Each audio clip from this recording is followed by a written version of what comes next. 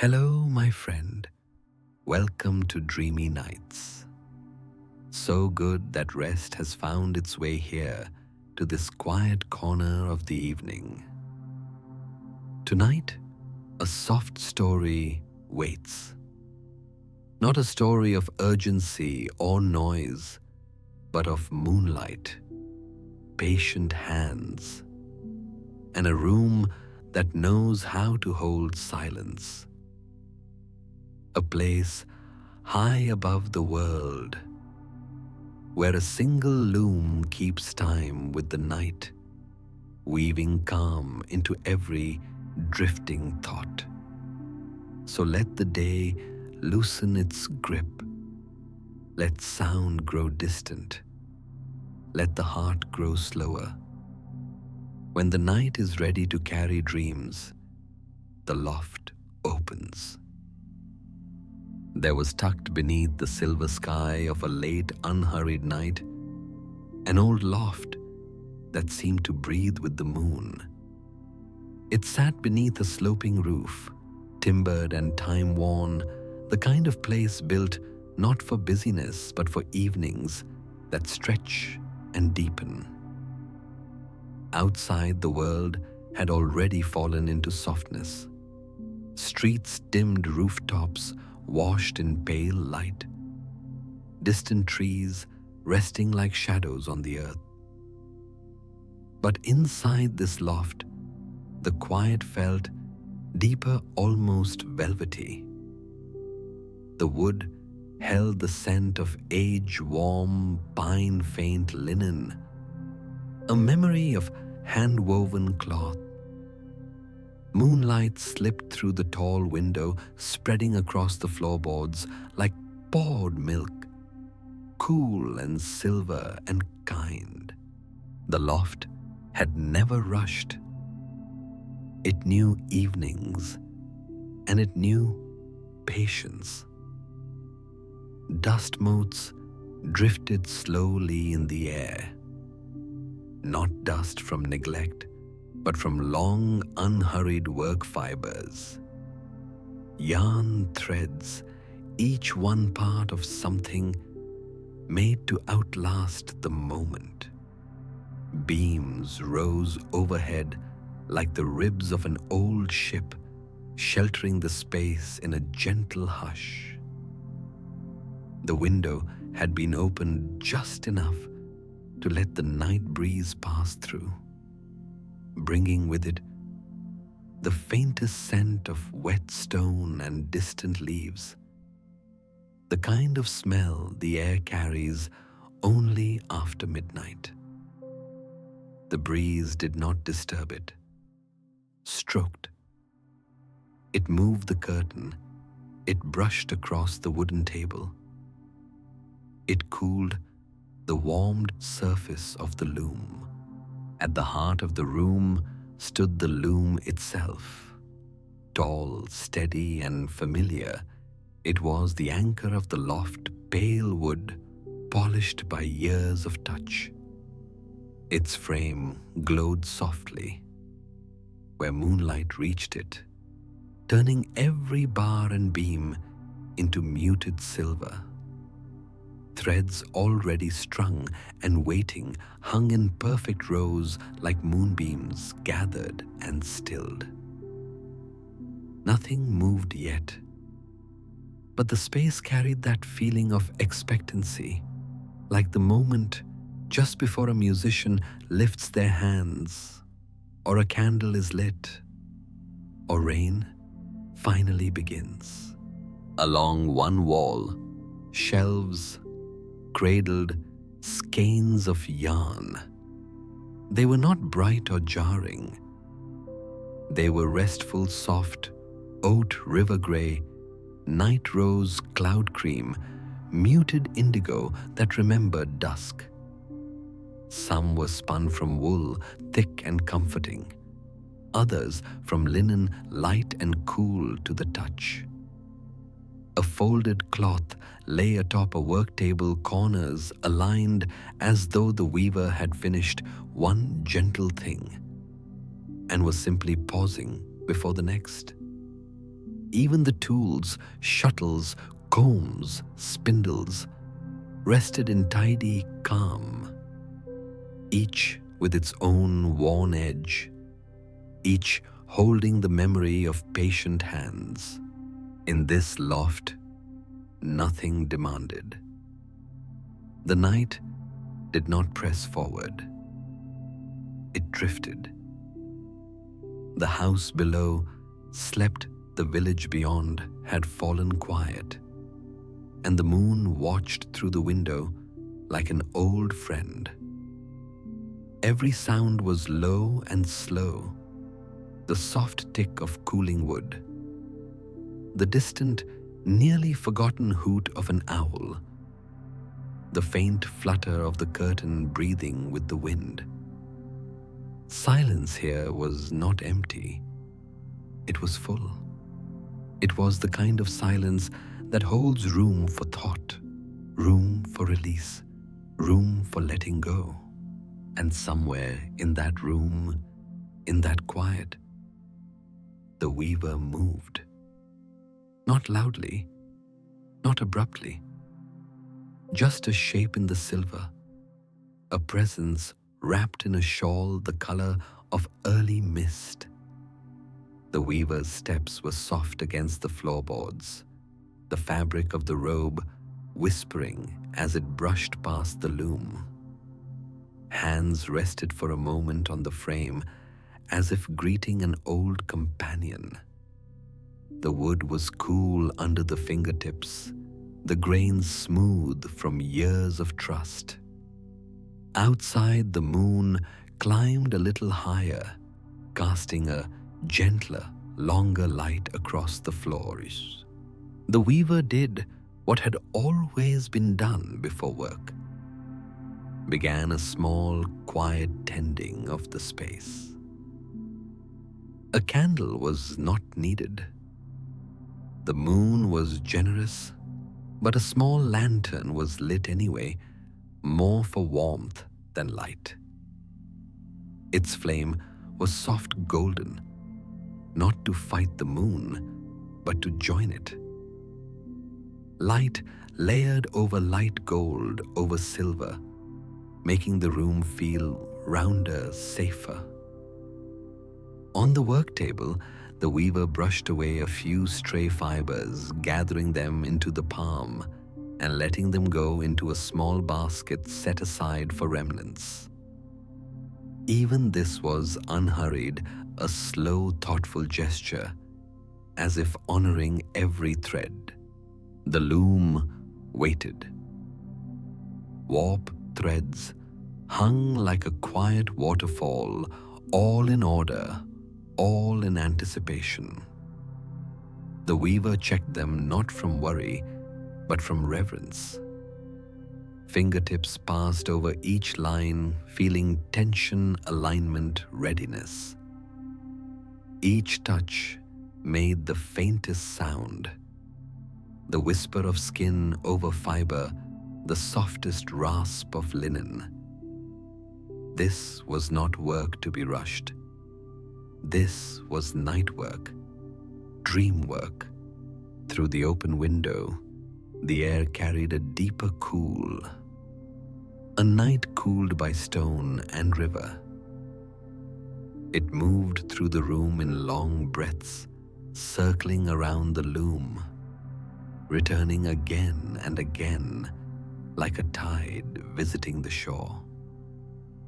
The wooden frame responded with a nearly inaudible creak, not straining, just settling like old bones finding comfort. The room, the weaver, the night, all of it felt aligned, as if this weaving were not simply about cloth, but about giving the night itself a shape.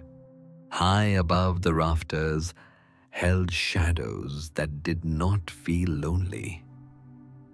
They felt watchful, like kind guardians of the space. The lantern's glow wavered, once painting the beams in amber before steadying again. Outside, the stars pooled across the sky, but only one or two found their way into the glass, winking faintly as the curtain drifted. This was a place that remembered many nights like this, many winters, many hushed summers, many full moons casting silver down onto fiber and hand. The weaver sat. The bench was smooth and firm, worn to the shape of someone who returned often. The shawl was pulled a little closer, not from cold, but from instinct. Night invites gathering in. The shuttle was taken up, turned gently in the hand felt for weight and balance. It was a simple thing, yet dignified. Polished wood. A thread wound through the small promise of what would soon be drawn across. The weaver inhaled, long, slow, steady, and the room inhaled with them. In the stillness before motion, the loft seemed to lean into listening. The loom, the window, the wooden floor, the folded blankets, even the hanging skeins, everything in the room knew what came next. The first sound. That first steady, tender awakening of rhythm. Not a clatter, not a clunk, just the gentle, measured beginning of the night's work. When it came, it was soft. A quiet press of pedal, a shift in the frame, a low, rounded creak that sounded older than the season, older than the year, like something practiced for generations. Then the lightest tap, the loom, finding its space. Thump, thump. Not loud enough to disturb, just present enough to guide. The sound did not pierce the silence. It blended with it, became part of it like a heartbeat under a blanket. With every motion, the moonlight caught in the threads.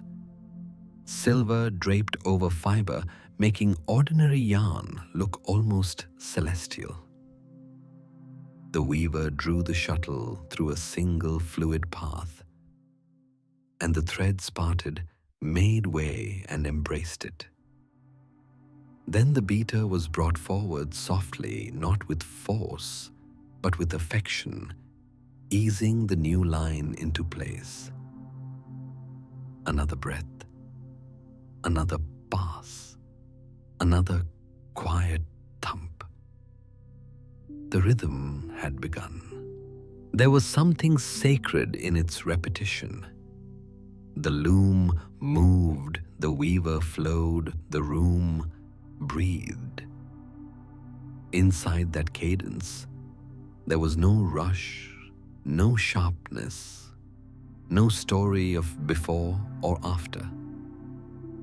Only the moment of thread meeting thread, night joining night. Outside, a breeze brushed the window pane and slipped in with a faint sigh, cooling the lantern's glass, mingling with the smell of wool and polished wood. Inside, warmth gathered low where the lantern burned, where hands worked, where the heart of the room pulsed. As the first inches of fabric took form, the loft grew even quieter. The world below faded. No footsteps, no carriage wheels, no voices. Even the owl had gone silent, as if to listen. The weaver did not speak. There was no need. The loom spoke for the night in soft taps, in wooden murmurs, in the lullaby of repetition. And with every draw of the shuttle, the loft seemed to say, "This is a place for rest. This is a place for staying. This is a place for letting go." Outside, the moon slowed in its climb, settling into its long watch. Inside, the first layer of the night's tapestry lay smooth and sure, like moonlight made tangible. The weaver's shoulders loosened. The room, having found its rhythm, sank deeper into serenity. The air thickened with peace, not heavy, but embracing. This was only the beginning, and yet it already felt complete, the way a first note can hold the whole song inside it. The night in the loft had settled into itself like a blanket smoothed over a resting form. Nothing rushed, nothing intruded. Only the quiet motion of the loom and the soft, nearly invisible exchanges between moonlight and wood. The first length of woven fabric lay serene and orderly, holding the memory of each gentle pass. It was as if the room had exhaled and found exactly the rhythm it had been waiting for. The loom continued. Thump, a slow return. Thump, a delicate creak as the frame accepted each new thread. It was not noise, it was pulse. A sound that did not break the silence, but deepened it. Outside, the breeze had gone calmer, and the night air now carried only the faintest coolness, like the edge of water in the dark. Inside, warmth remained low and golden around the lantern, while the moon poured silver farther out over the floorboards, over the rafters, over the weaver's quiet hands. The weaver moved as though guided from within.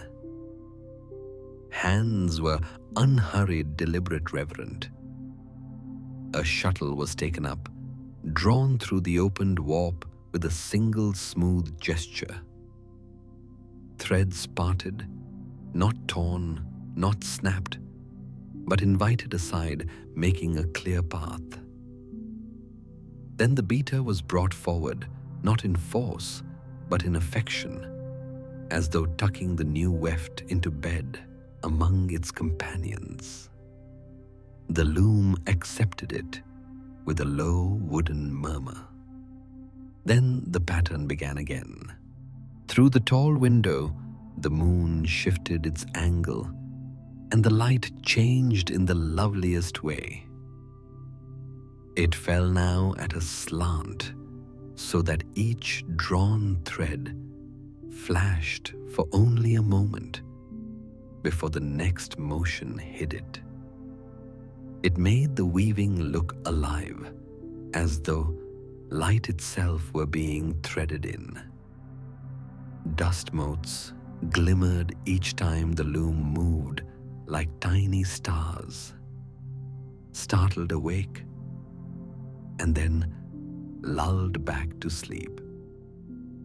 In the corner on the shelves, the skeins of yarn glowed faintly, their colors softened by night oat honey, fog, dusk blue.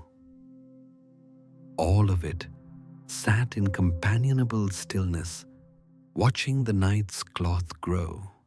A faint scent lifted from the yarn, that familiar tender smell of fiber warmed slightly by touch. It mingled with the old wood of the beams, with the whisper of linen from folded cloth, with the trace of the night breeze that came through the gap in the window.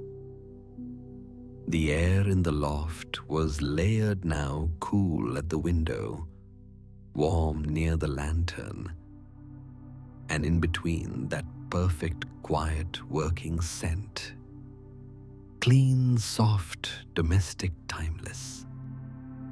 It was the smell of a place where things were made slowly, carefully, for no audience, for no rush, only for the comfort of the night. The loom's rhythm deepened. Thump, draw, settle, thump, draw, settle. A pattern that belonged as much to the weaver's breathing as to the tool itself. Breath rose and fell in time. Shoulders relaxed. The shawl at the weaver's back slipped a little, catching moonlight along its edge. Fingers adjusted, lifted, smoothed, returned a choreography memorized long ago. As the fabric lengthened its surface, began to reveal a quiet beauty. It was not loud or ornate. It was calm. The base was a pale, moon-washed tone, almost silver, almost cream, the color of mist lying low over a field. Through it ran subtle lines, darker threads, thread-thin horizons, like far-off ridges seen at night. Every few passes, the weaver would introduce a slightly heavier strand, soft and warm, like the color of candlelight on old parchment. The loom accepted these differences, gladly holding them in balance, making a soft symphony of texture. The weaver paused once to run a hand along what had been woven, not to judge, only to feel. The fingertips traveled over the fabric surface, feeling for evenness, for tension, for softness. It was smooth, yet not flat. It had life. It had the slightest rise where darker threads crossed like ripples on a pond beneath starlight. The weaver's hand lingered there, palm resting on the newborn cloth as though listening to it. The room, hearing the pause, quieted even further, as though honoring the listening. Outside, the night sky spread well across the world, and the village below must have slept by then. Windows dark, chimneys still, lanes hushed. But in the loft, time did not press forward. It simply unfolded. The rafters above kept their patient vigil, and the window pane gleamed faintly, its edge silvered. A pale curtain breathed inward, then outward again. Somewhere far off, perhaps across a field or near a stream, a single night insect sounded soft, thin, intermittent. It did not reach the loft clearly, but it added to the feeling of a world at peace. The weaver took the shuttle again. This time the yarn chosen was softer, a thread spun from something finer, nearly like cloud fiber. It was unwound with care, the spool making the gentlest wooden tick as it spun. The thread was led through skillful fingers, guided across the warp, a line of softness crossing the night. When it was set, the loom made its answering sound, that tender, rounded thump that felt like the room's heartbeat. The air seemed to hum in returns. The lantern burned steadily, its small flame sheltered by glass.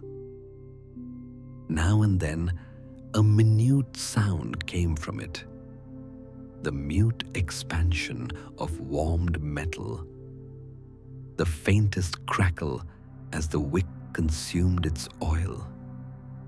Its glow fell across the weaver's hands, across the loom, across the near section of the woven cloth, turning the threads to gold.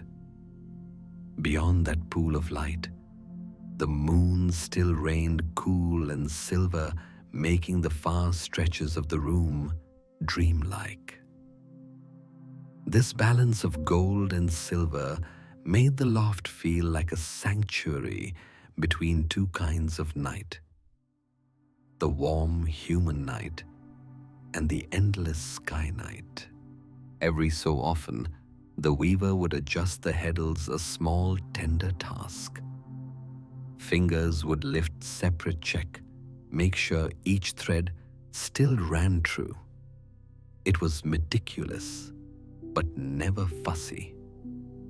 The weaver's hands moved with the kind of care given to beloved things. Plants tended every evening, letters tied with ribbon quilts folded for winter. The loom responded with gratitude, its wooden parts answering in those deep, soft tones of aged timber. Nothing jarred, nothing clattered. Even the mechanics of the work were music. The pattern emerging in the cloth began to resemble something like landscape, not in detail, not in realism, but in feeling. Bands of pale thread like mist, slim lines of darker tone like the outline of far hills, occasional warmer strands, as though moonlight had fallen on water or on a field of dried grasses.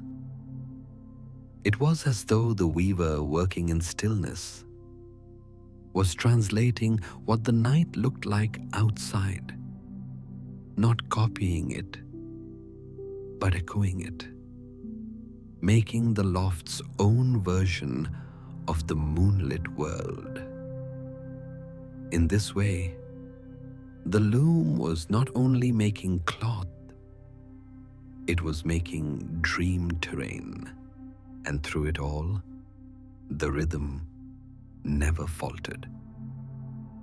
Thump, draw, rest. Thump, draw, rest.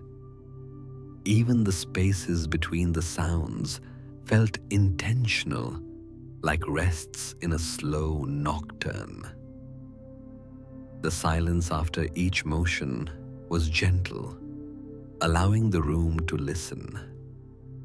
The silence before the next motion was generous, giving the night time to breathe.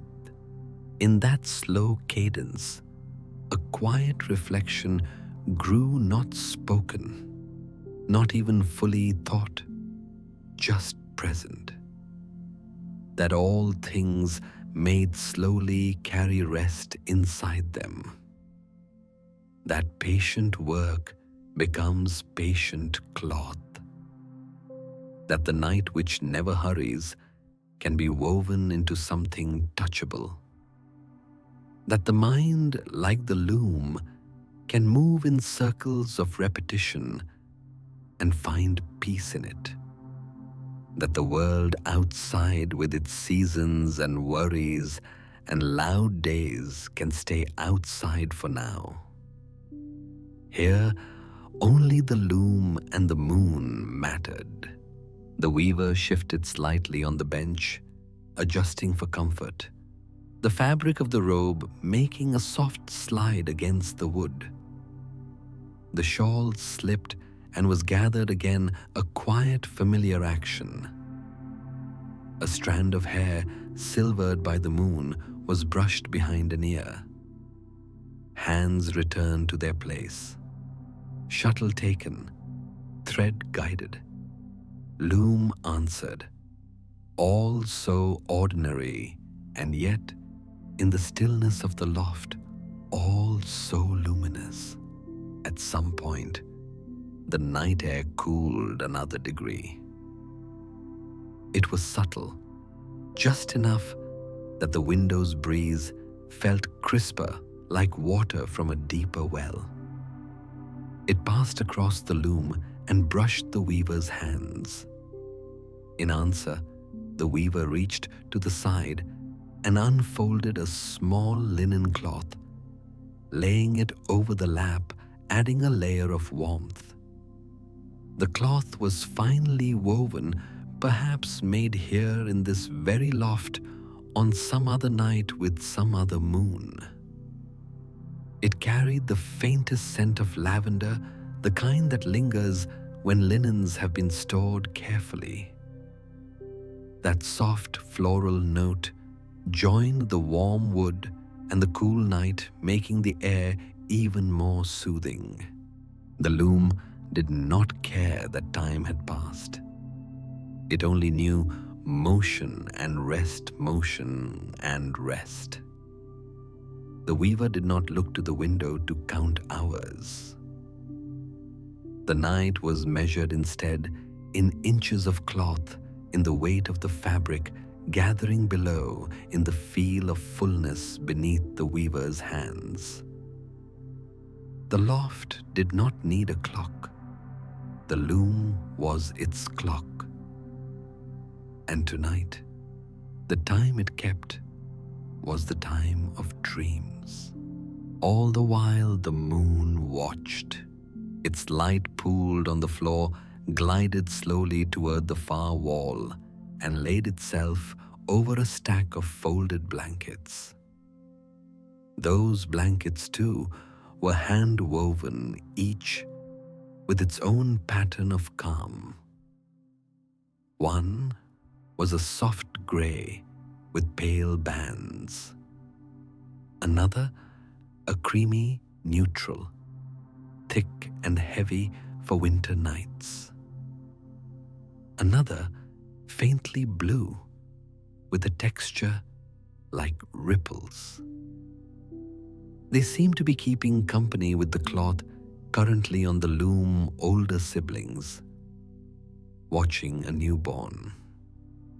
In their presence, the room felt storied, lived in, cherished. The weaver paused again, not to stop, but to deepen the quiet. Hands rested on the wood. Breath moved slowly in, slowly out. The loom stood silent for a long moment, its recent motion still echoing in the fibers. In that pause, the night could be heard more clearly. The soft sigh of the window curtain, the distant hush of leaves, the near silent movement of the lantern's flame. Then, with the gentlest press of foot and hand, the rhythm resumed, steady, certain, loving. The fabric now reached far enough to drape over the bar, falling in a soft, moonlit cascade. It looked like a waterfall of quiet light. When the weaver let a hand rest on it, the cloth gave way, just enough warm where it had been near the lantern, cool at the fringes where the night air touched it. It held no tension, only surrender. This was the kind of textile meant to rest over shoulders, over beds, over evenings. A textile that carried stillness inside every strand. In that loft, in that hour, everything was aligned. Moon over window light, over loom, hands over thread, sound over silence. The world outside could have turned, wind could have shifted clouds, could have passed. But here the night remained level and kind. and the loom, in its ancient, patient way, kept weaving calm into the dark. The night had reached its deepest hush. It was the hour when even the stars seemed to breathe slower, their light stretching softly through the cool expanse above the sleeping world. Inside the loft, everything remained steady. The rhythm of the loom, the soft drift of fabric, the glow of the lantern, and the silver spill of moonlight now joined in wired companionship. The weaver's motions had grown smaller, more inward, more like breathing than labor. Each pass of the shuttle carried not effort but release, a yielding to the moment, a conversation between thread and stillness. The cloth now lay heavier in the lap, its folds a soft landscape of light and shadow, a tapestry that seemed to hold not only color but calm itself. Outside, a faint murmur of wind brushed through unseen branches, a sigh too distant to disturb, yet close enough to remind the loft that the world was still alive. The sound slipped through the open window and moved through the air like a whisper of memory. The sound of fields turning in the breeze, of rivers gliding unseen beyond the hills. It mingled with the steady, patient creak of the loom and became part of the night's slow symphony. Within that music, the weaver's thoughts, if they could be called that, drifted not toward memory or plan, but toward sensation. The grain of wood beneath the palm, the faint vibration of the loom's frame, the quiet glow of the lantern flickering gently against the wall. This was the kind of thought that did not require words. It was the thought of presence, of being so still that one became the air itself. The cloth had begun to tell its own story. Its first layers spoke of mist and patience. Now, as the night deepened, subtle hues emerged, warmer, deeper tones, like earth beneath moonlight or shadow beneath a leaf. The threads shimmered softly where the lantern light touched them, and in other places they vanished into darkness. It was a play of opposites made harmonious, light and shadow, silence and sound, stillness and motion, all resting side by side in quiet accord. The weaver lifted a new spool from the table, a darker thread, this time rich and muted. The yarn brushed lightly against the wrist, cool at first, then warming to the skin. The weaver wound it slowly onto the shuttle, watching how it caught the dim light, how it seemed to gather the room's quiet into its fibers. When the shuttle was ready, the rhythm began again. Thump, draw, settle. Each movement drew a soft sigh from the loom, as if even the wood knew the peace of this unending pattern. The night was full but not heavy. It was an ocean of calm. Every sound seemed softened by the hour. The breeze gentler, the creaks lower, even the weaver's own breath quieter. Only the loom's steady heartbeat remained distinct, a tender pulse that seemed to guide the air around it. In the space between sounds, silence gathered like dew. On the far shelf, a glass jar stood half filled with lavender stems, long since dried, yet still holding their faint, comforting scent. The air, warmed slightly by the lantern's glow, lifted that fragrance, now subtle, almost imagined. It curled through the loft, slipping between threads, hovering over the fabric, mixing with the scent of linen and nightwood. It was a scent of rest, one that belonged to rooms where time moved without edges. The weaver inhaled, and for a moment, the rhythm slowed. The shuttle was set aside, hands resting lightly on the growing cloth. In that pause, the weaver looked toward the window, not to measure the moon, not to count hours, but simply to witness.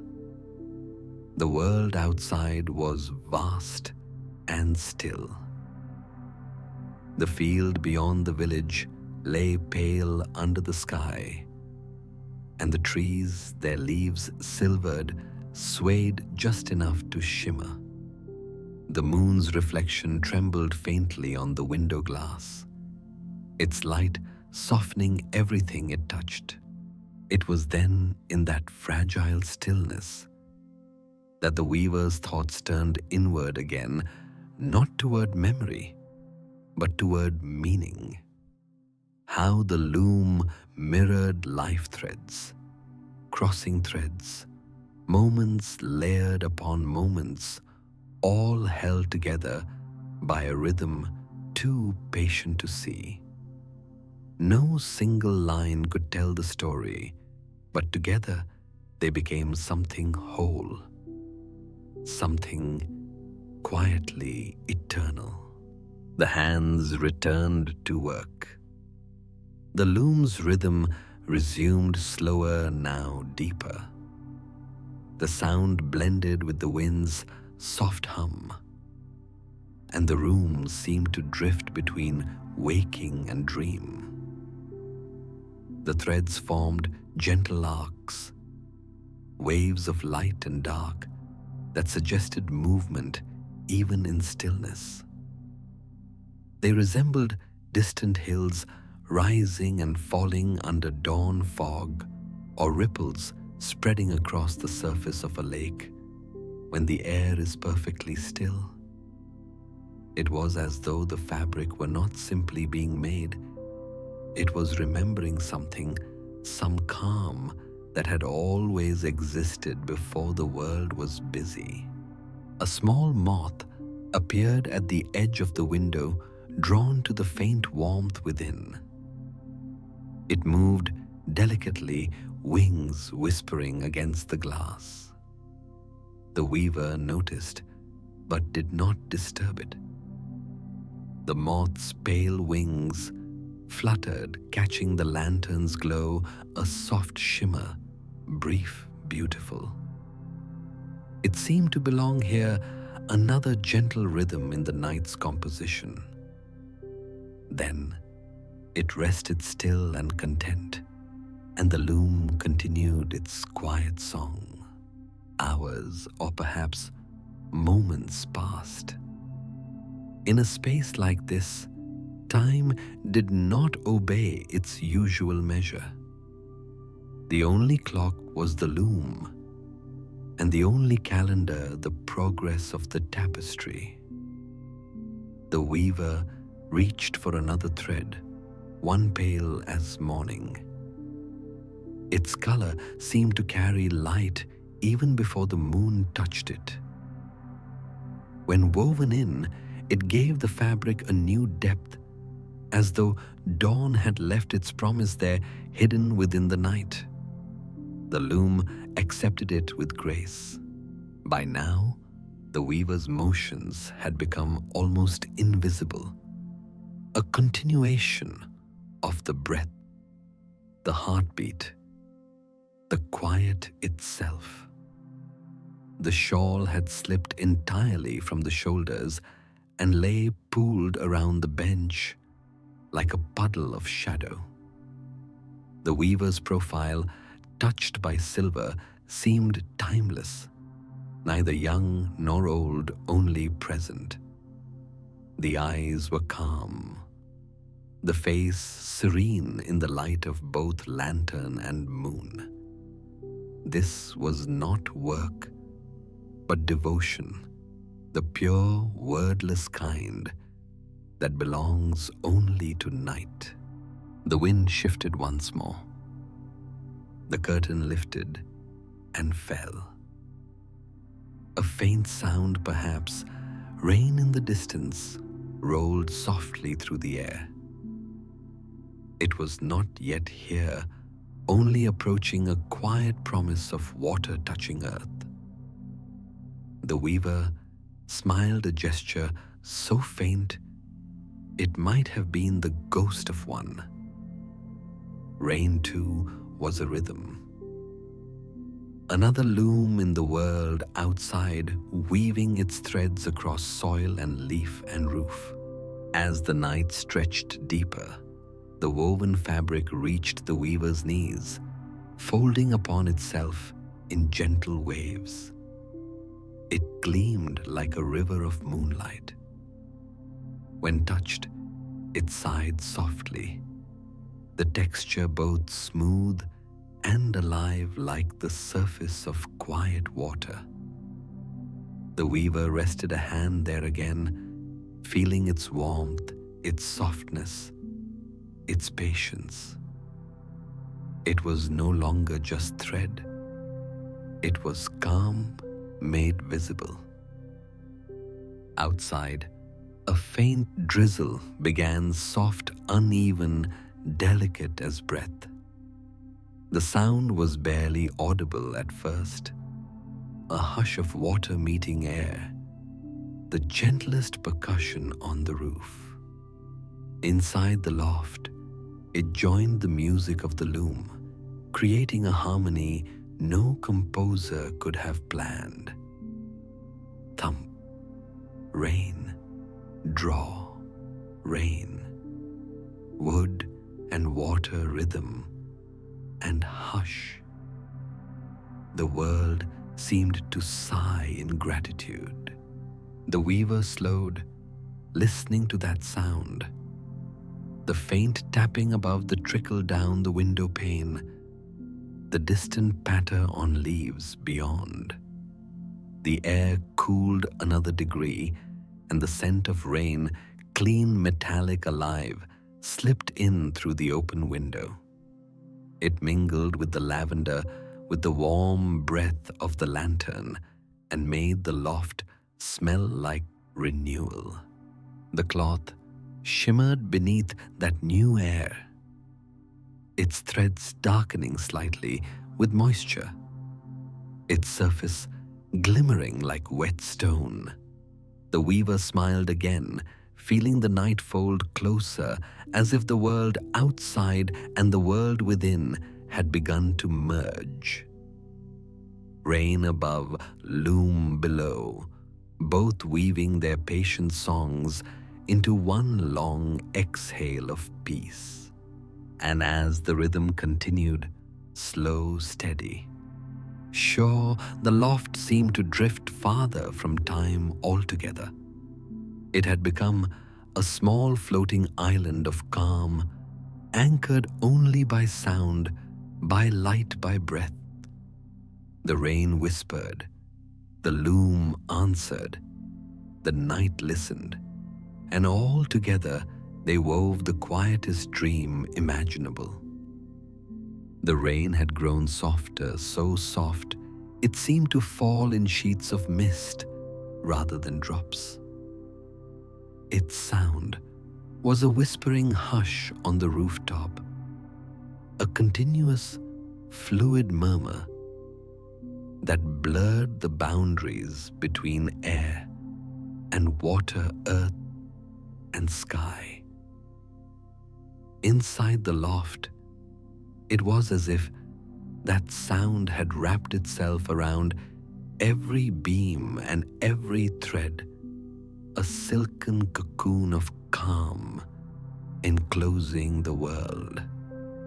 The weaver paused once more, not out of fatigue, but in reverence for the moment. Rain had a way of slowing time even further, of deepening silence by filling it with gentleness. The shuttle rested in still hands.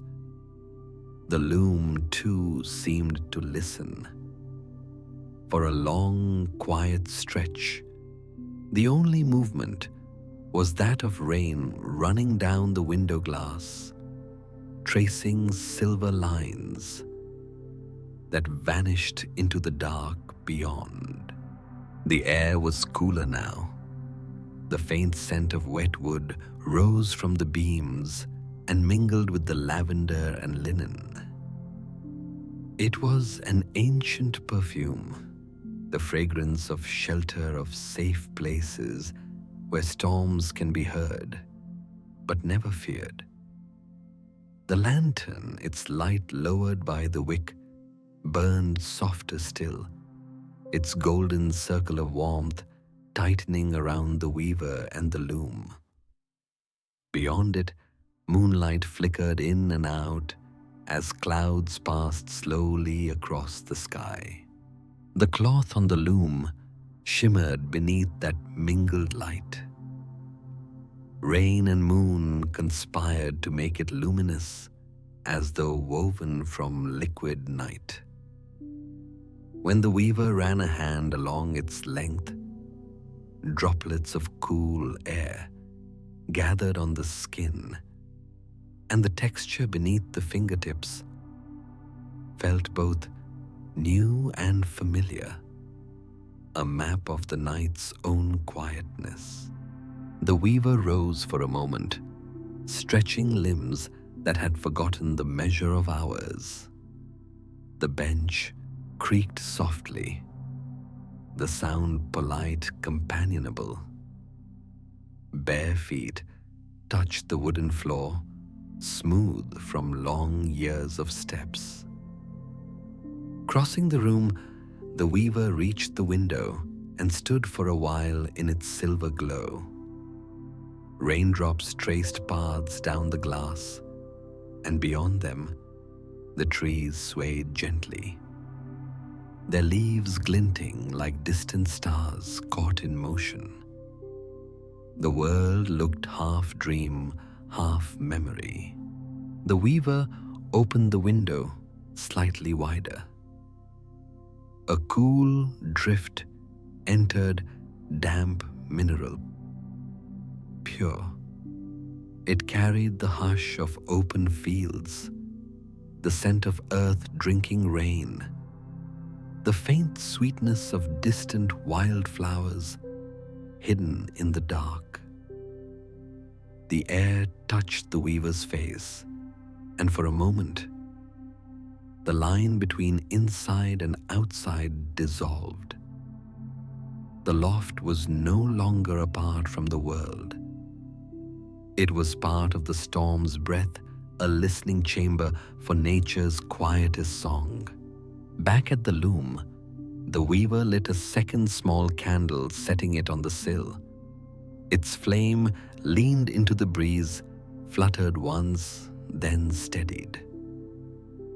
Together, the candles and lantern made a soft constellation of gold within the room, a man-made echo of the sky's distant stars. The shadows they cast were gentle, moving slowly across the walls, like ripples of warmth. It was light that soothed rather than banished darkness, light that invited the night to stay. The shuttle moved again. Its motion was slower now, almost meditative. Each thread that passed carried a bit of the rain's rhythm with it. Thump, rain, draw, breath. The pattern of the fabric deepened not only in color, but in feeling.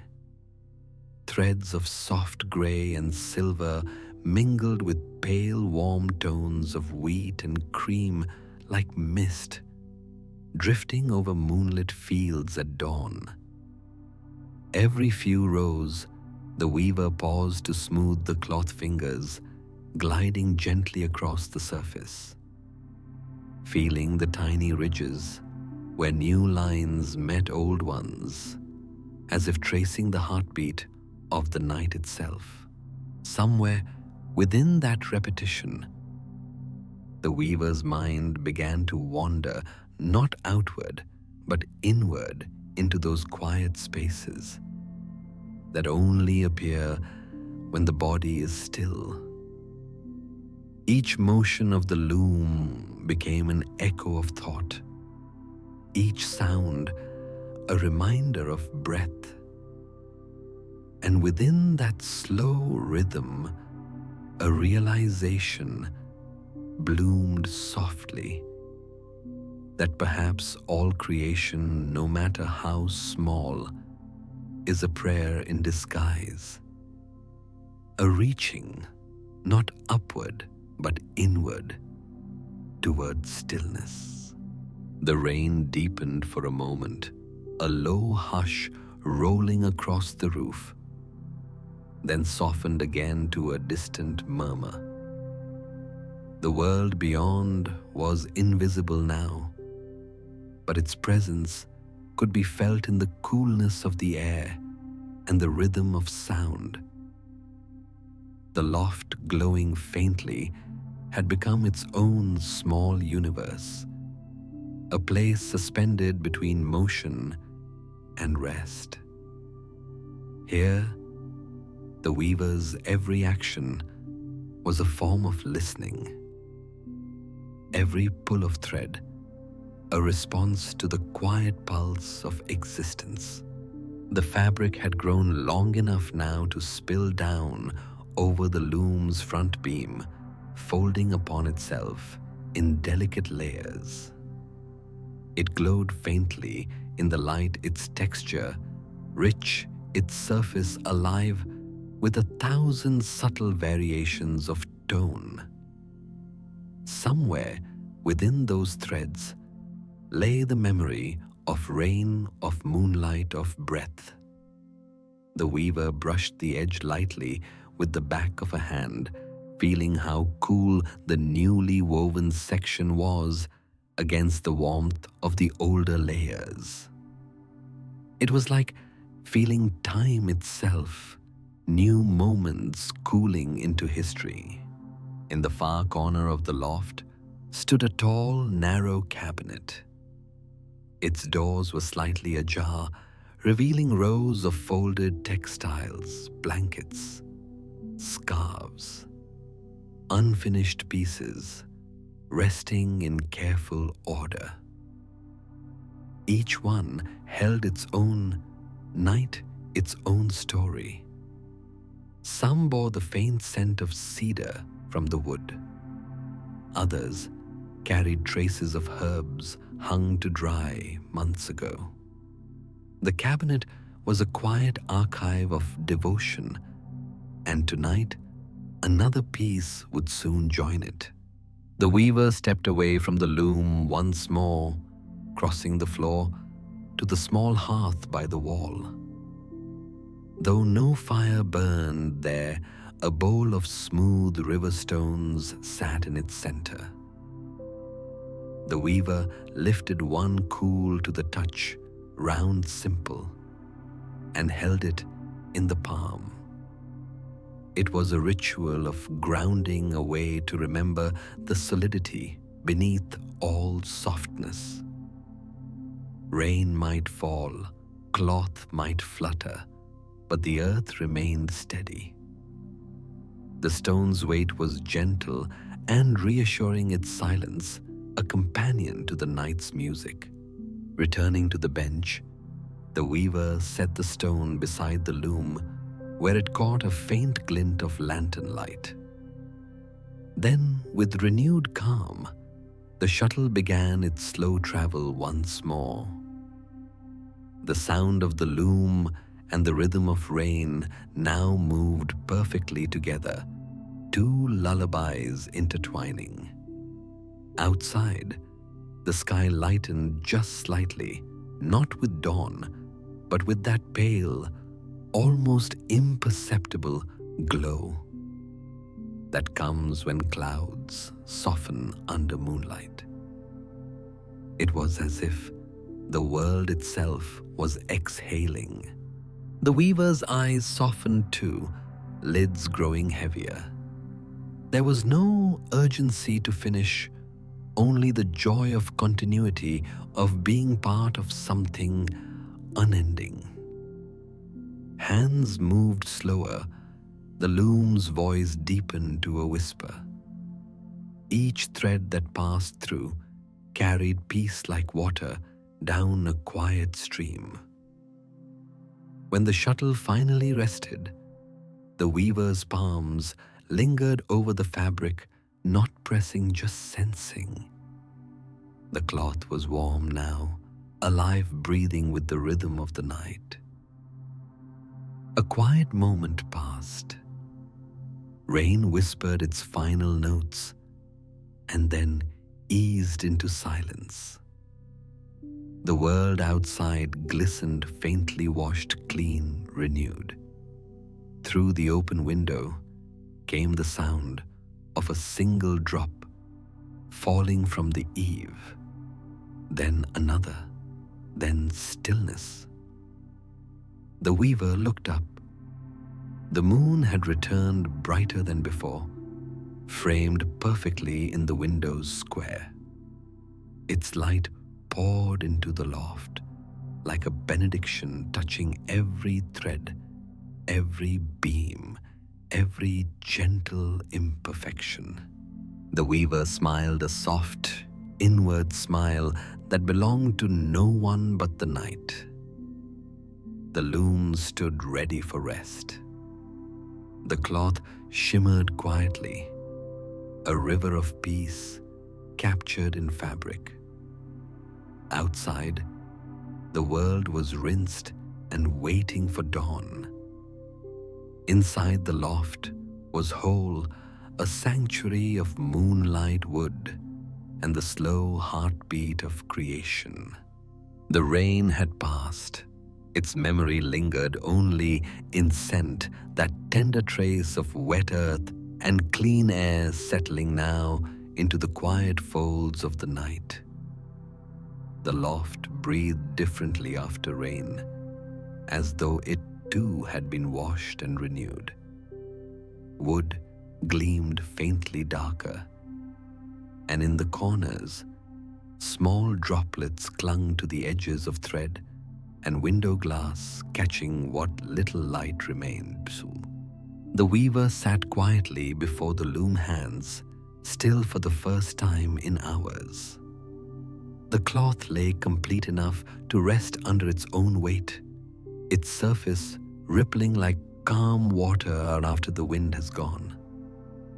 Moonlight now filled the entire room, flowing through the open window in a wide, unbroken beam, silver and pure, steady as breath. It seemed to bless everything it touched. Outside, the world was drenched in peace. A thin mist hung above the fields, and the trees, washed clean, glistened as though dusted with glass. No sound carried from beyond, not even the echo of distant steps or animals. The rain had silenced all else, leaving only the faint hum of night itself, that deep, steady murmur beneath everything alive. Inside, the loom's rhythm had ceased, but its echo lived on, not in sound, but in feeling. The loft seemed to hold the resonance of each gentle thump, as if the air still remembered the cadence of calm creation. Even in stillness, the loom seemed awake, a guardian of peace, its wooden frame glowing faintly under the moon.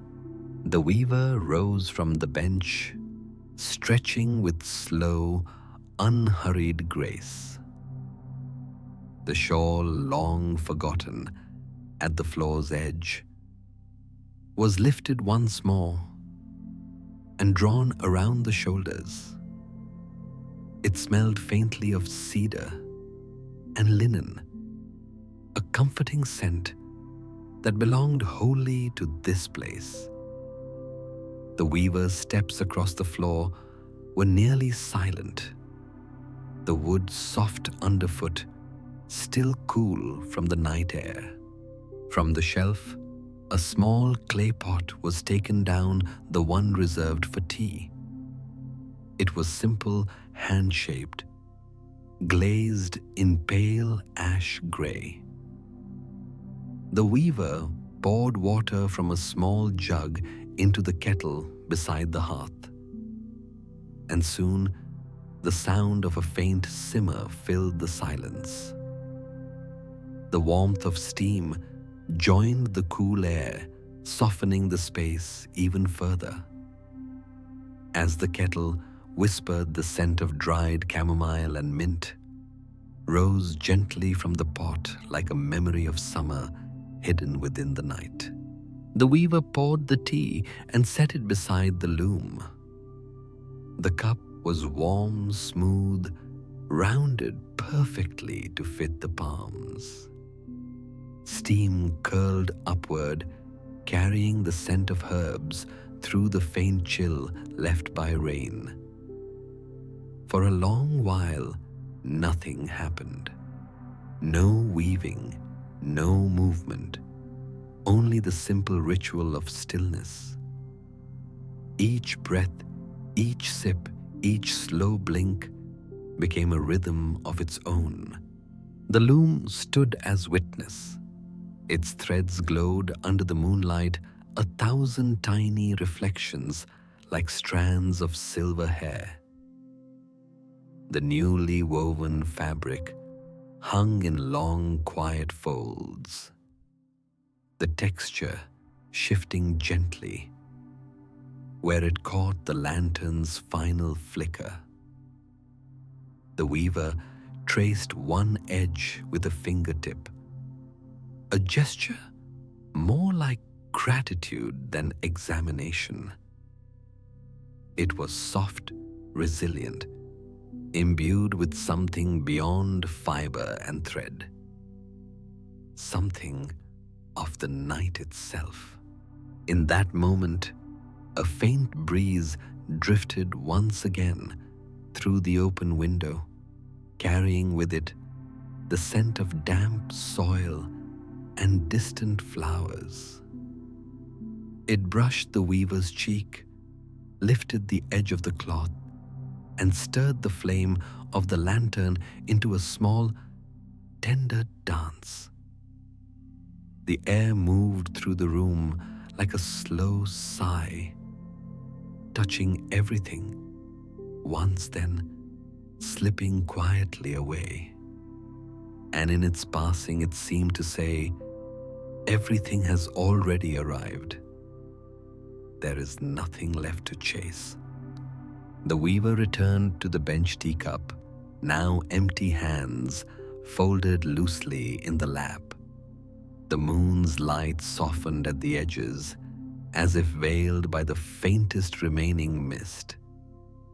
The loft had grown so still that each sound, the creak of wood, the whisper of thread shifting, felt sacred. Even silence seemed to hum with gentle presence. It was then that the weaver noticed the threads that had fallen loose at the edge of the loom. Tiny, fine strands that had drifted free during the night's work. Instead of trimming them away, the weaver gathered them delicately, rolling them between the fingers until they formed a small silken spiral. The gesture was small, almost ceremonial. In Dreammaker's tradition, no thread was ever wasted. Each loose piece was kept a symbol of what could not be perfect and what did not need to be. The spiral of thread was placed gently into a glass jar already half filled with others. A quiet archive of nights, each one unique, each one a piece of calm collected in tangible form. The jar caught the moonlight and held it for a moment, then returned it softly to the room. The weaver gazed at the tapestry once more.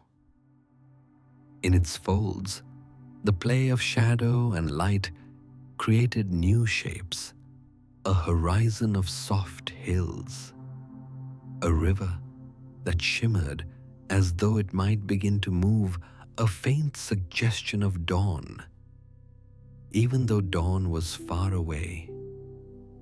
It was a landscape of dreams, woven not from sight, but from feeling. The cloth seemed to breathe, expanding gently as the breeze moved through it, as though it too was alive and at rest. The weaver's reflection in the window was faint, half glass, half moonlight, barely more than a shimmer. Behind that reflection, the sky had cleared entirely. Stars glittered faintly in the wet air, their light fractured by droplets still clinging to the glass. The moon, nearing its descent, had turned the color of pearl, less bright, more tender, like a candle burning low. The weaver's gaze softened. The night had changed again from rhythm to rain, from creation to reflection. Now it stood at the edge of stillness, ready for the last deep silence before sleep. The loom, having sung its gentle song, now waited quietly in the half-light, a monument to patience. The weaver reached out one final time, brushing fingertips along the edge of the wood. The surface was warm, smooth, grateful. In that touch lay understanding that peace was not something found at the end of work, but woven through it. That stillness was not absence, but presence deepened. That every repetition, every sound, every thread, every quiet pause had been its own act of devotion. The loft, the loom, the rain, the moon, all of them had conspired to create this single perfect calm. Outside, a faint brightness began to bloom behind the hills. Not yet dawn, but the promise of it. The world washed clean, prepared to wake. Inside, the weaver remained in the hush between night and morning, where time itself forgets to move. The tapestry glowed softly, each thread now a story of breath and stillness intertwined. It was ready not for display, but for rest, for the gentle covering of dreams yet to come. The night had shifted once more, not toward darkness, but toward its soft unraveling. The stars, faint and patient, had begun to dim along the horizon. Somewhere far away, the first whisper of dawn was weaving its pale light through the folds of mist. But in the loft, time was still suspended, wrapped inside the lingering breath of the moon. The loom rested now, its threads woven and complete, glowed like a sleeping thing quiet, whole content. The weaver sat nearby, shoulders draped once again in the shawl that held the faint scent of cedar and evening air. No sound remained but the smallest movements of the world. The hush of the breeze returning through the open window, the creak of settling beams, and the nearly imperceptible sigh of the woven fabric cooling against the night. The tea had gone cold. Its cup sat beside the loom, the surface of the water catching a single reflection, the round shape of the moon. It trembled faintly, as though the moon itself had decided to linger there, to rest within something made by human hands. Light played across the liquid, then across the loom, and finally across the weaver's face, softening every line, every shadow. The weaver leaned forward slightly, hands resting on the lap, fingers interlaced. A deep stillness settled within one that required no thought, no purpose, no word. It was the kind of stillness that comes after a long night's creation, the stillness of completion when doing becomes being and the self dissolves quietly into the thing that was made. The air inside the loft had grown warmer again, thick with the scent of linen rain and faint smoke from the cooling lantern wick. Dust motes drifted lazily through beams of soft light, turning in slow, unhurried spirals like tiny galaxies suspended in air. Each one reflected a glimmer of gold, then faded into silver, then disappeared. It was as though even the smallest particles of the room had learned to move in rhythm with the night. The weaver stood at last and approached the finished tapestry. It hung across the loom's frame in folds of soft weight, its texture neither too fine nor too coarse. A perfect balance between earth and air. The patterns viewed closely resembled landscapes, rolling forms of light and shadow, gentle contours that suggested distant meadows, rivers, and quiet skies. But from afar, it became something else entirely, an expanse of peace, as though the night itself had been gathered into cloth, reaching for the shears. The weaver hesitated, not from reluctance, but from reverence. The final act of separation felt sacred, the moment when the work becomes whole, when it leaves the maker's hands and becomes part of the world. The blades met the final thread with a soft musical snip. The sound was so delicate, it could have been mistaken for breath. And just like that, the cloth was free. It draped downward, heavy yet weightless, spilling gently over the weaver's arms. Warm from the hours of labor, it gave off a faint scent of wool and wood smoke. The weaver lifted it carefully, letting it unfold to its full length, the moonlight washing across it as though admiring its reflection. The threads shimmered faintly in motion, a slow cascade of soft light and deeper tone. Every inch of it spoke of patience, of quiet care, of hours stitched together in stillness. The weaver laid the tapestry across the large work table, smoothing it with both palms.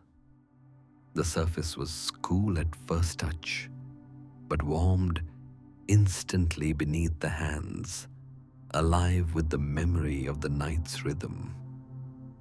Fingers traced its edges, lingering on the slight unevenness, where one thread had resisted alignment, where another had changed color midway through. Imperfections, yes, but beautiful reminders that even tranquility carries texture.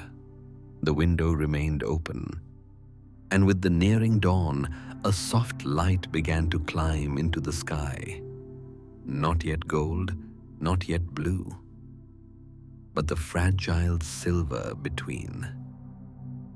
Birdsong had not yet begun, but one could feel it waiting, as though the earth were drawing breath before its first note. The weaver paused to look out. The fields below were blanketed in fog, their outlines blurred into a watercolor of gray and white. It was the world before color, a moment of balance between night and day. Turning back, the weaver folded the tapestry once, then again, each motion deliberate and silent. The fabric fell softly against itself, forming smooth, even layers that caught the last trace of moonlight. When it was done, the weaver placed it inside the tall cabinet among other folded pieces from nights long past.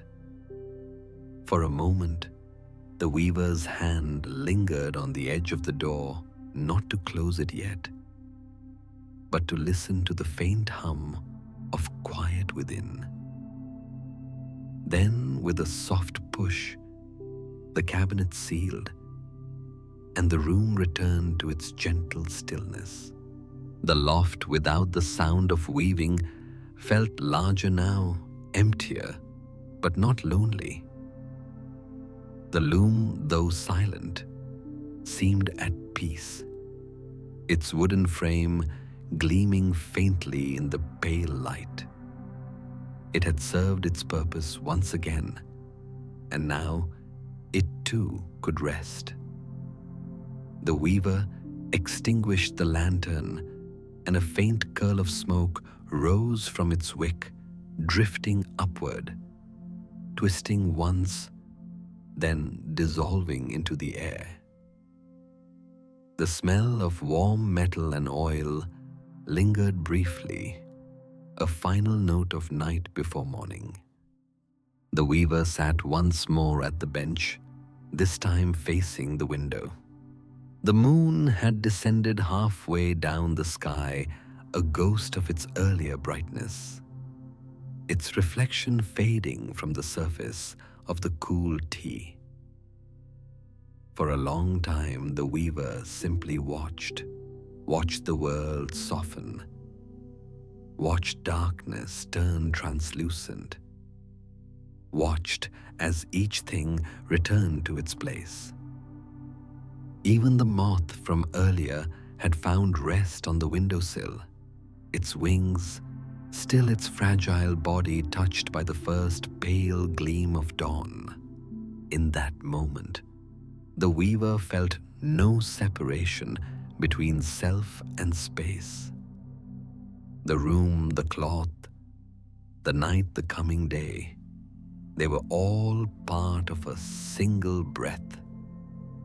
The loft had always been this way, a meeting point between labor and lullaby, between creation and surrender.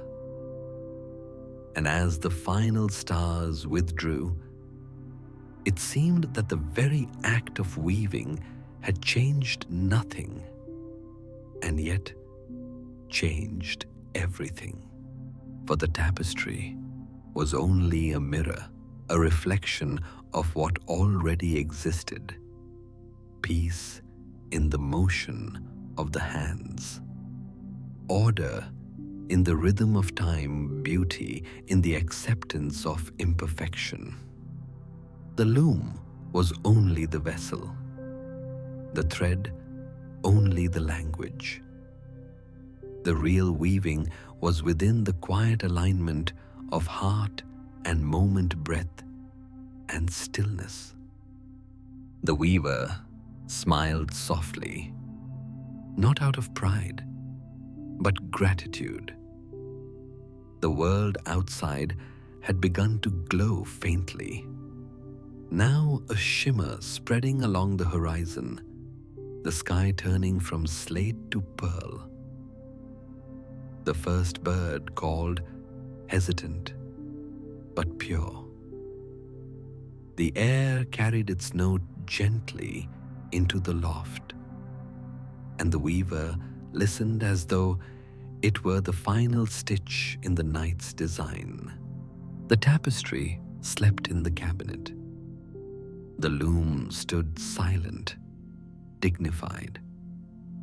The air was still rich with the perfume of creation, wool, rain, and the faint sweetness of dawn. And in the quiet of that hour, the weaver rested too wrapped once more in stillness. The first pale touch of morning had begun to drift through the mist. Not yet light, not yet color, but that in-between hush where the world seems to hold its breath before waking. The loft was silver still, its air folded softly around the fading moon. And within it, the weaver remained in that sacred pause, the quiet after completion, when nothing more must be done, and yet everything feels whole. The air had changed. The scent of rain had lightened to something gentler, like dew on new grass. The faint warmth of dawn pressed quietly against the window glass, meeting the cool remnants of night. Condensation shimmered in small beads along the pane, catching the faint glow of sky. They looked like tiny worlds, each holding a reflection of the coming day. The loom stood silent but radiant, its frame now part of the landscape of stillness. A single thread, forgotten at the edge, moved slightly with the breeze, a delicate waving gesture of farewell to the night that had made it. The weaver, noticing, reached forward and wound it gently around a small wooden peg. Even this simple act was unhurried, performed as though it were the most important motion in the world. On the floor nearby lay the spool of yarn that had finished its purpose. It rolled slightly with the shift of the air, then rested beside the bench, casting a faint circular shadow that grew longer as the horizon brightened. The weaver picked it up, turning it once between the hands, a small, familiar weight. The thread clung faintly to the fingers, like a final whisper from the night's work. Then came stillness again. The weaver sat back and watched the moon slowly dip below the distant trees. It left behind a trail of light that shimmered briefly, then vanished into morning gray. The stars, one by one, dissolved their soft sparkles, replaced by the diffuse glow of a sky beginning to breathe. This was not yet sunrise, but the space just before the purest, most delicate silence a day can hold. Inside the loft, that silence deepened. The wood, now cool and resting, seemed to exhale the warmth it had kept through the night. The scent of old pine drifted faintly upward from the floorboards. The air was gentle against the skin, neither cold nor warm, just present. It felt like being held in the palm of the morning. The weaver rose and crossed to the small wash basin near the corner. The water within was still, its surface trembling slightly with the faintest tremor of breeze. When the weaver dipped both hands in, the temperature was startling at first, cool, crisp, alive. The sound of water moving filled the quiet like a lullaby played backward, a washing away rather than a lulling in. Droplets slipped between the fingers, ran down the wrists, and fell back into the bowl with tiny, silvery echoes. After drying the hands on a soft linen cloth, the weaver stood by the window once more. The fog had begun to lift in the fields below. Faint outlines of trees, of roof lines of fences emerged slowly, as though the world were remembering itself. A single bird took flight from the branch of a far-off oak, its wings cutting through the mist in utter silence.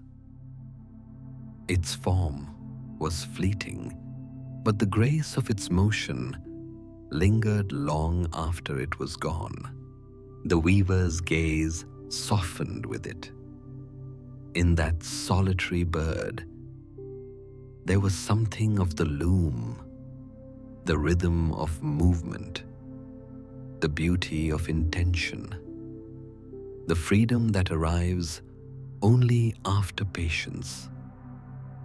All things created, all things alive, shared the same pulse, the invisible thread binding motion to stillness, sound to silence, effort to ease. The weaver turned back to the loom, laying one hand along its wooden frame in quiet gratitude. The surface felt cooler now, but still held traces of warmth in its grain.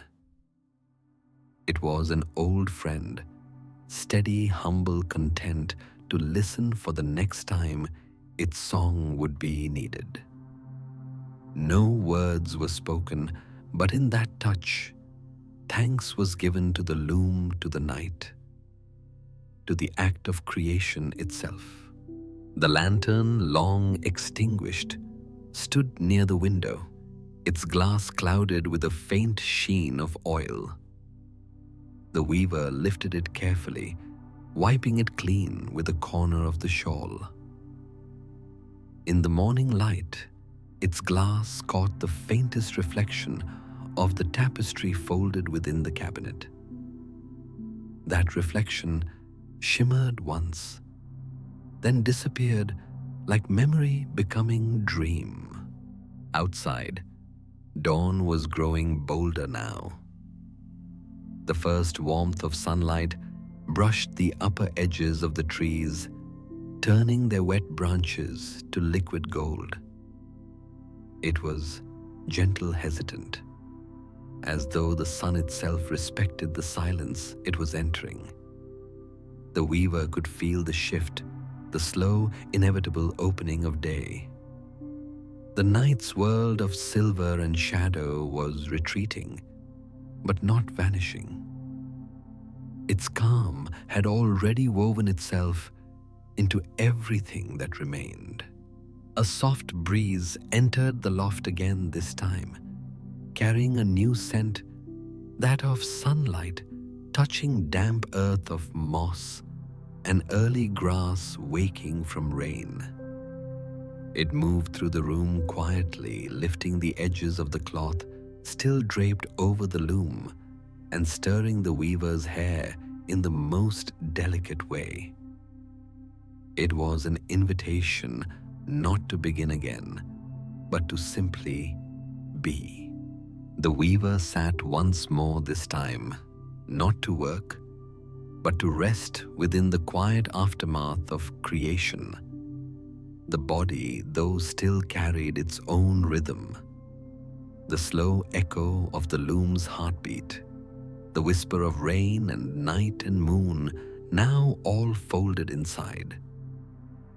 The mind was empty in the sweetest sense, like a sky cleared after storm. Hands rested in the lap, eyes half closed.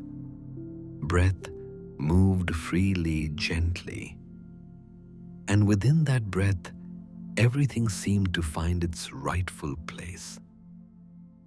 The threads of thought, once scattered, had aligned again, woven by patience, softened by silence. The world outside had brightened to pearl and gold. The fog lifted completely, revealing fields sparkling with dew. The weaver rose once more, walking slowly to the window and standing there in the full open light. The shawl fell slightly from the shoulders, and the warmth of day touched the skin for the first time. It felt both new and ancient, like a familiar song beginning again. The weaver smiled faintly, then turned back to the quiet room, to the loom. The table, the lantern, the folded threads. Each object now glowing softly under morning's hand. Every inch of it held the memory of the night's work. The loft was no longer just a space for weaving, but a vessel of stillness, its air imbued with calm. And the weaver heart, steady and light, knew that the tapestry had not truly ended, for its rhythm would continue long after, woven now into the breath of morning. The first light of dawn had entered the loft completely, now a pale, quiet radiance that touched everything without urgency. Where moonlight had once silvered the room, morning now poured warmth, soft and golden, like honey through gauze. The air glowed faintly, dust motes drifting in slow spirals through beams of light. The world, still hushed from the night's long exhale, had not yet remembered to make sound. The weaver stood near the window, eyes half-lidded, watching how the light changed the colors of the loft. Wood that had been cool and gray now revealed its amber heart. Threads on the shelves showed hidden hues, soft blues turned to slate creams, to sunlight pale pinks to rose. It was as though the day had reached in gently, uncovering what the night had left dreaming. Outside, the last of the mist lifted from the fields. It rose in long ribbons that caught the sun's first rays, glowing briefly before vanishing into air. Bird song had begun faint at first, then joined by others, each note a delicate addition to the morning's awakening.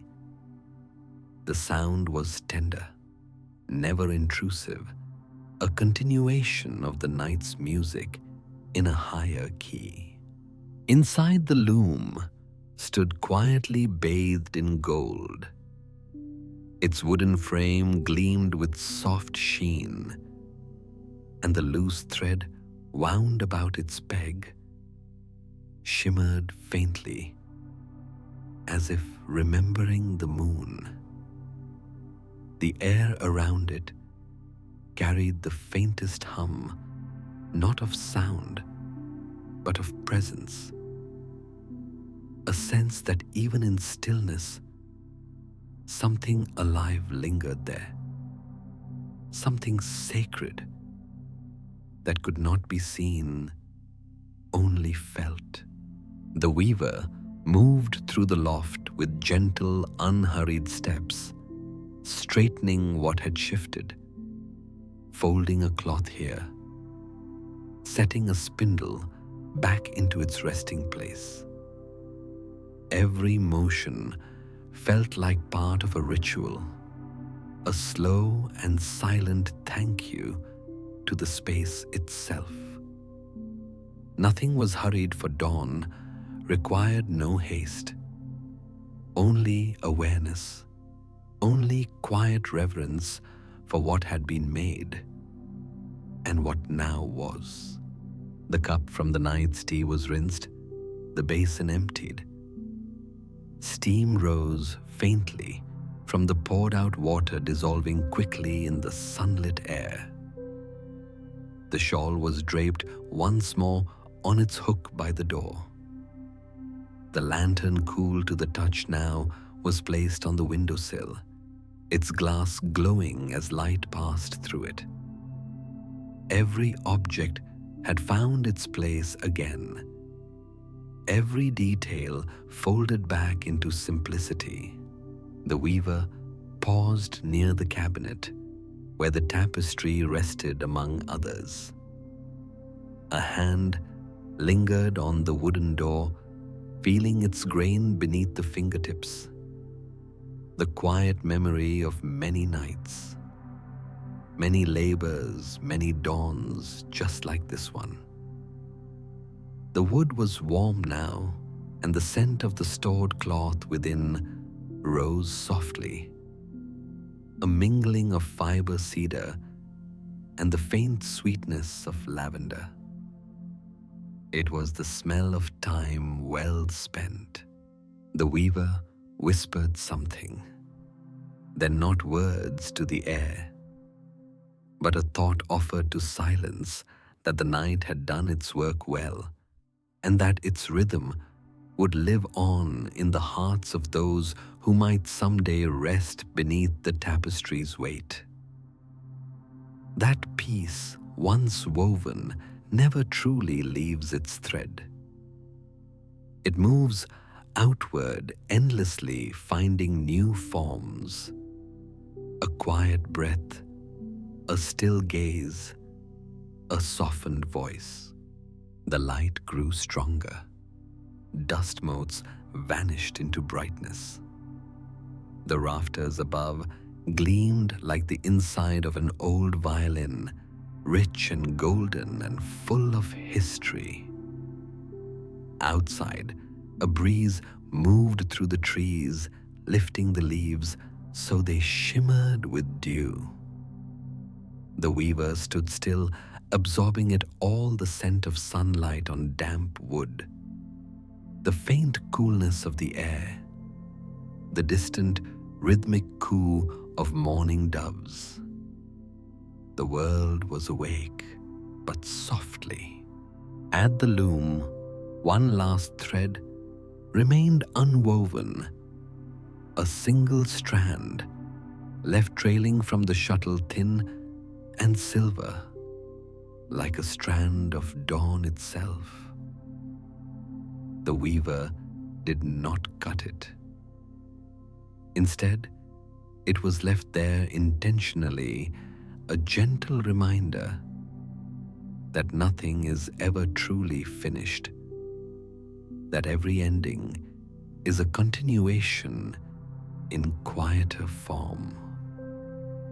The thread trembled faintly in the morning air, and in that trembling something eternal seemed to hum the same rhythm that had moved through the loom, through the rain, through the moonlit night.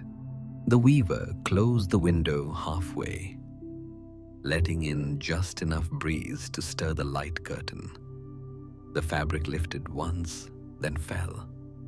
its edge brushed against the wall in a slow, tender rhythm, a softer echo of the loom's heartbeat. The sound was almost imperceptible, but it filled the space with peace. And then stillness. Not silence, for silence implies absence, but stillness, rich and full alive, with the traces of everything that had come before.